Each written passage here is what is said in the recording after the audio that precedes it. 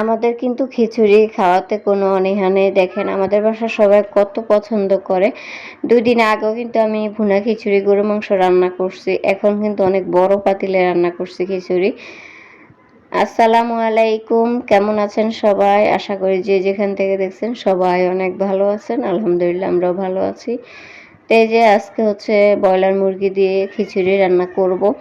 তো আমি মুরগিটা ভালো করে ধুয়ে নিতেছি। আসলে আপনাদেরকে শেয়ার করতেছি আপনাদের সাথে যে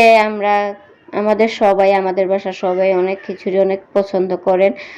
আমার শাশুড়িমা বলছিল প্রথমে বিরিয়ানি রান্না করার জন্য, পরে বলল যে না খিচুড়ি রান্না করতে।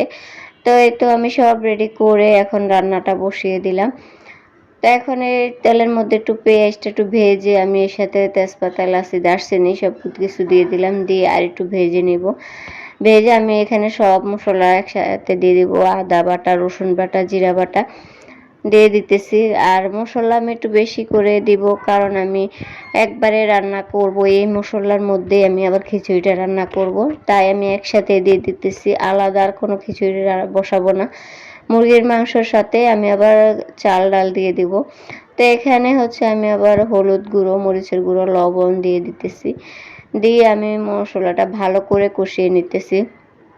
তা আমার শাশুড়ি আবার বলছিল যে পরে কিছু কাঁচামরিচ দিয়ে দিও। তা আমার আসলে খেয়া মনে ছিল না। আমি আমার শাশুড়ি মার কাছ থেকেও বেশি বুড়া, মানে মনে থাকে না, মনের একটা দোষ আর কি। তো এখানে যে সব মাংস দিয়ে দিলাম, দিয়ে এখন ভালো করে নেড়ে দিতেছি। আর এখানে কিন্তু প্রায় 2 কেজি মুরগি আমি নিজেই কিনছি, তা আমি এই জন্য আমি জানি।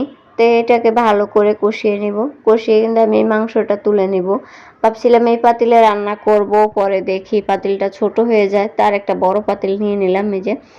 তো এই পাতিলের মধ্যে আমি মশলাটা দিয়ে আর ওটাতে মাংসগুলো রেখে এখন এটাতে আমি মুগ ডালগুলো দিয়ে দিব। মুগ ডালগুলো একটু ভিজিয়ে রাখছি কিছুক্ষণ, যেহেতু মুগ ডালটা একটু সিদ্ধ হতে সময় লাগবে, তো মুগ ডালটাকে আগে ভেজে নিলাম। ভেজে এখন হচ্ছে এর সাথে পোলাও চাল দিয়ে দিলাম। পোলাও চাল আর মুসুরি ডাল একসাথে ধুয়ে আমি রেখে দিছি। তো চালটাকে আমি দিয়ে এখন ভালো করে নেড়ে দিব। আমার শাশুড়ি আবার বলতেছেন যে এটা এত নাড়া লাগে না, পানি দিয়ে দাও। তো মা বললো, আর আমি বেশি নাড়লাম না। তারপরে এটার মধ্যে আমি পানি দিয়ে দিলাম। পানিটা আরেক চুলা আমি গরমে দিছি। আর অবশ্যই গরম পানি দিতে হবে, গরম পানি দিলে চালটা তাড়াতাড়ি সিদ্ধ হয়। তো এই তো গরম পানি দিয়ে দিলাম। আর এত বড় পাতিলে আসলে এত চাল একসাথে প্রথমবার আমি রান্না করছি এতগুলা। অন্যান্যবার দেখা যায় ভাবি থাকেন অথবা আমার শাশুড়ি মা থাকেন, তো এবার ওনারা ছিল না, আমি একাই রান্না করছি। তারপরে সবাইকে অনেক প্রশংসা করছে, মাশাআল্লাহ অনেক ভালো হয়েছে। তো একদম কিন্তু এক পাতিল পুরা শেষ হয়ে গেছে, আমরা সবাই সুন্দর করে মজা করে খেয়েছি। তো এখন ঢাকনা দিয়ে রেখে দিব। আর এই যে দেখেন ঝোল কিন্তু টেনে গেছে। এখন আমি মুরগির মাংসটা দিয়ে দিলাম, আর মুরগির মাংসের সাথে আমি কিন্তু কিছু আলুও দিছি। তো এখন মাংসটা দিয়ে দিতেছি, মাংস দিয়ে আমি আর একটু ভালো করে নেড়ে নেব। আর কাঁচামরিচ যে আমার শাশুড়িমা দিতে বলছিল আমি কিন্তু দেই নাই, এখানে আমার কিন্তু খেয়ালই নেই। একদম লাস্টে যখন হয়েছে তখন যে আমার খেয়াল হয়েছে। তো এটাকে আমি একটু আবার ঢাকনা দিয়ে রেখে দিব।